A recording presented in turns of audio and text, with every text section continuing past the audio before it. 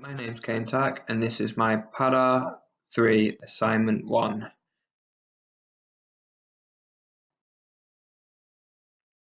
So my sporting journey started in primary school.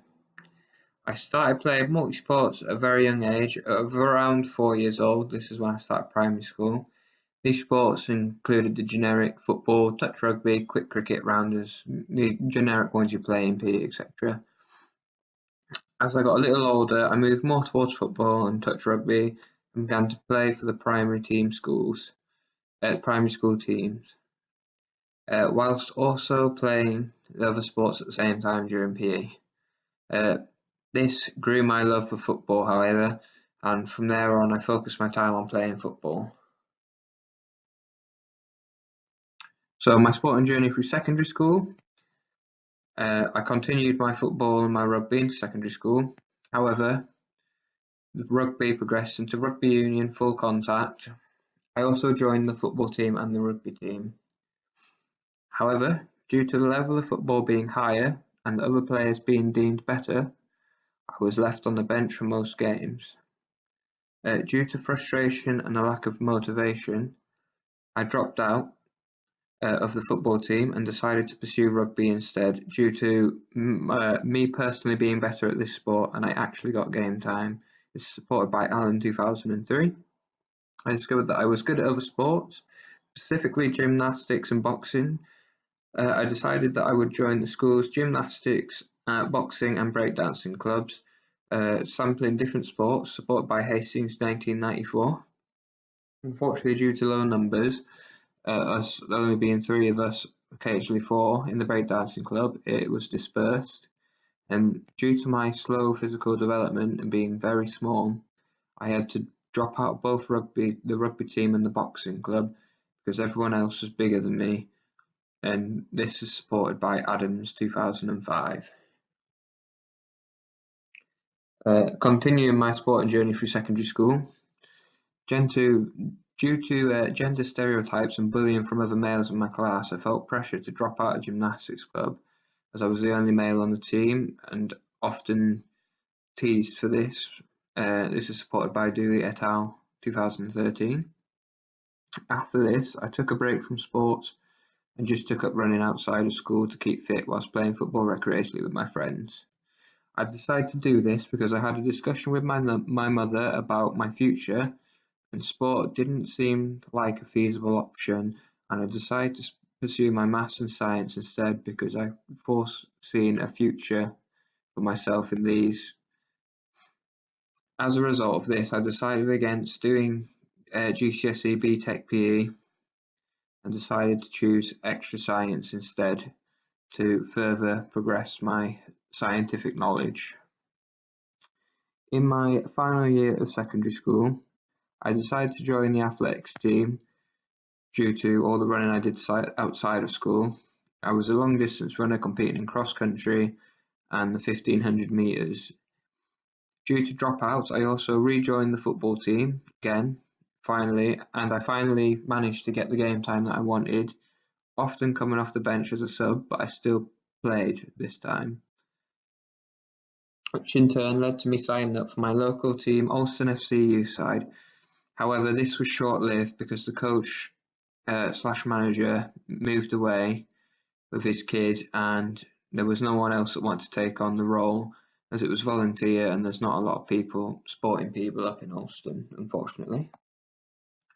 So my sporting journey in college. So when I finished school, I wasn't sure what I wanted to do, so I applied for sixth form in Haydenbridge, doing A-level PE, BTEC PE, A-level maths and extended maths. However, I was there for a matter of 2 days and I absolutely hated it. So I decided to get in contact with Newton Rigg College, which is a place that I previously applied for, and asked if they were still accepting people on their football course. They said that they were, and the course hadn't even started yet. I had another week before it started, so they accepted me. However, due to low numbers, we were moved on to the general sports course instead. This is where I found my love for coaching through this course, because it focused on coaching in the second year.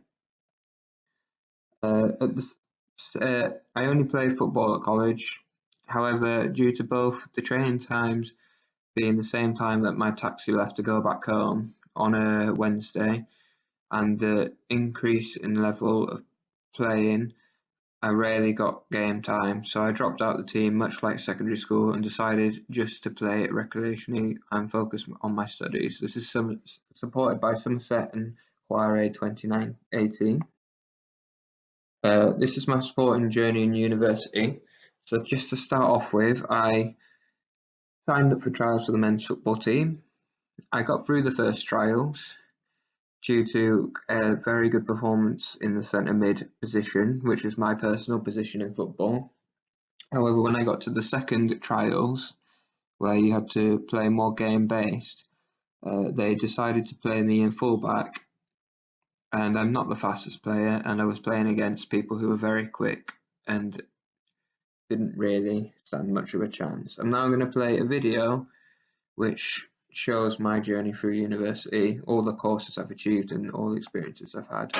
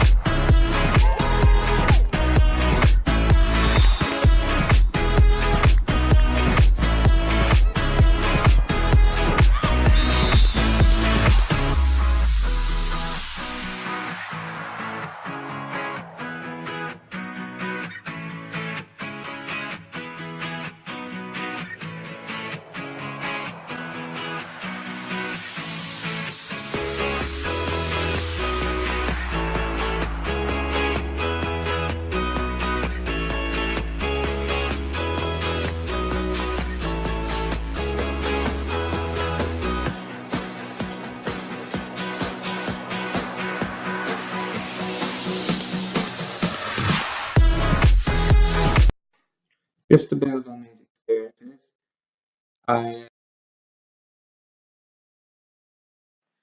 so just to build on these experiences, I also coached for the UCLan women's futsal team, which I started doing recently.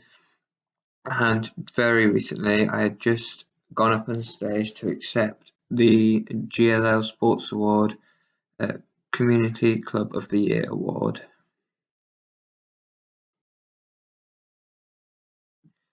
So I'm going to go through my sports qualifications now, which I've actually achieved all of these whilst being at UCLan.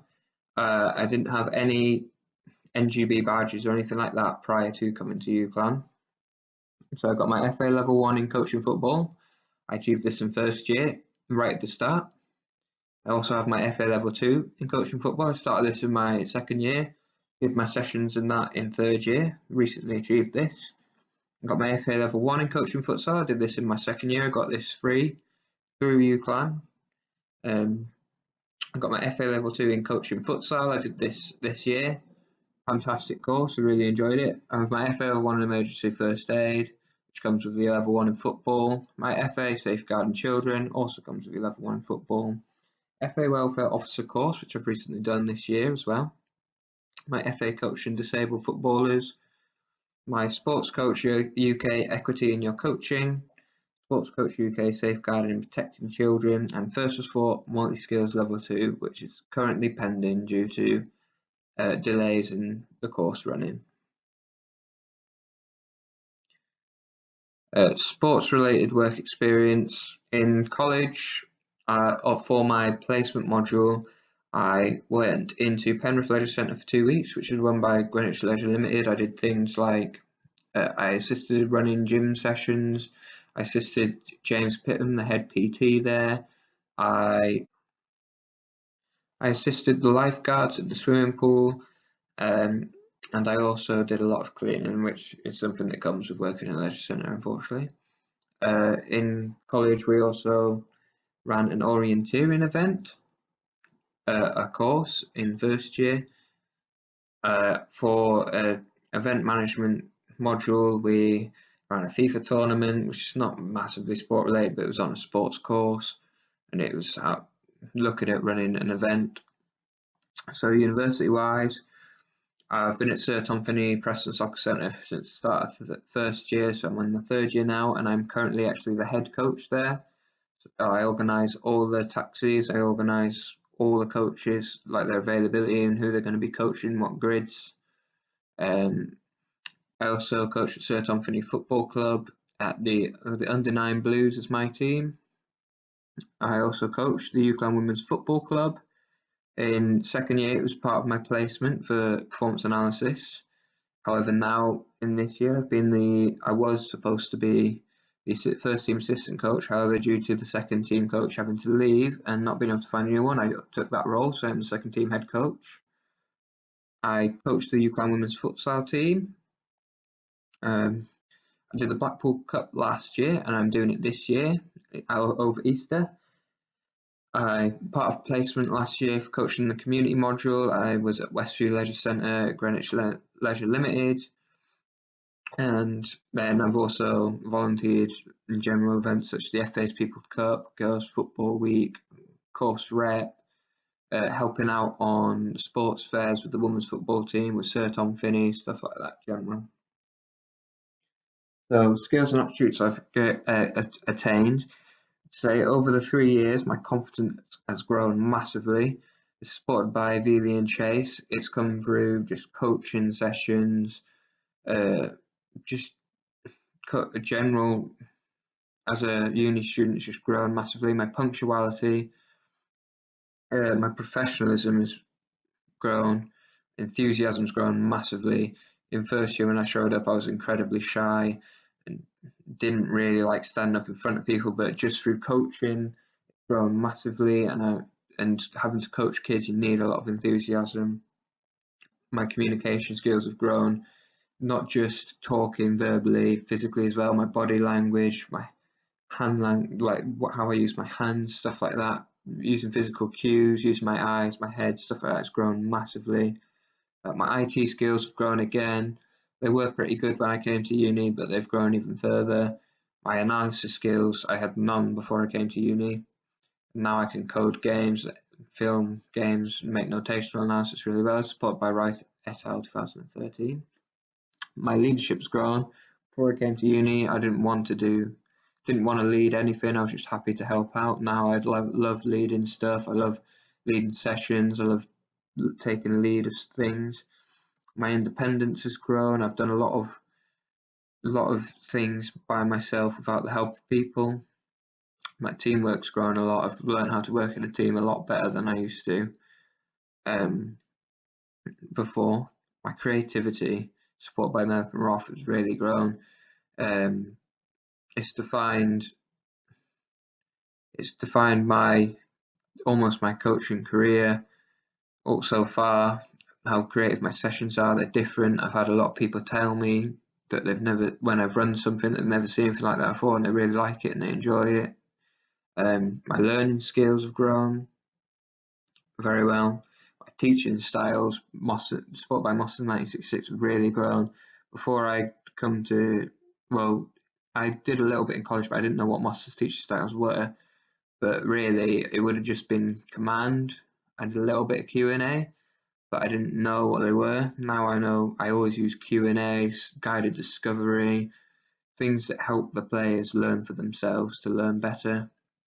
And just my general knowledge of sport and coaching has grown massively since coming to university. So I just want to cover my journey after university and what I want to do slightly. I'm going straight into my Masters of Science of Sports Coaching next year. I've already been made an offer for that and I've accepted it. After that, I would like to do my PGCE, hopefully at UCLan. If not, I'd do it in one of the surrounding universities, ones that are near Preston. My preferred job eventually I'd like to be coaching at an elite standard. However, a more realistic view and something that would be more likely to come sooner would be a job teaching physical education in schools. You go through some requirements for this. You need a PGCE or a QTS, which is Qualified Teaching Standard. You need experience teaching as a volunteer or previous work, an up-to-date DBS, which you need for going into any school, whether it's volunteering or teaching anyway, or coaching or anything like that. You need that. An ability to deliver key stage level science, which related to sports would be biology or anatomy and physiology.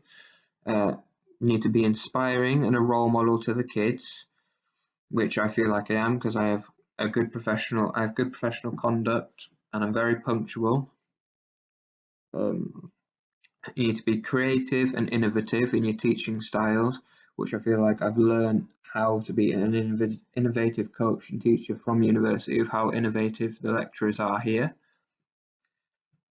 You need a proven track record of improvement, not just yourself but the students. You need to show that the students are improving under your teaching. Finally, some past classroom experience and practice is very important. So going out and doing volunteering or even just working for an agency that gets you to cover, teach, etc. I'd just like to further my qualifications. In the near future, I'd like to get my UEFA B in both football and futsal.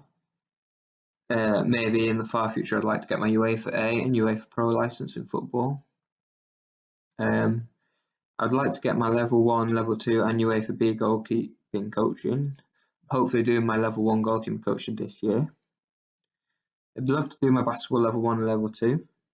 Fantastic courses to have. Again, my handball level 1 and level 2, because handball is very similar to football and very transferable, the skills you learn from it. I'd like to do my United Kingdom Strength and Conditioning Association award. I'd like to do my level 2 fitness instructor too. And I'd like to do my ESP multi-skills level 3, which is to continue on from the First for Sport multi-skills level 2, which I'll be doing this April. So I'm just going to go over what my dissertation is slightly and how it relates. So the title is what are the different effects between classical, house and heavy metal music on power output during the vertical jump test. Why I do this is because it's a massive interest of my own, looking at the science behind peak power output and the psychological factors that may or may not affect it, i.e. motivation increase through music or focus increase, and how that affects how people perform. How it links to my future aspirations because it will help me gain a fundamental understanding of psychological effects of physical actions and how it could psychologically manipulate players or students positively to help increase their performance and physical output during physical activity and get the best out of them. Here's my reference list. That's the end. Thank you for listening.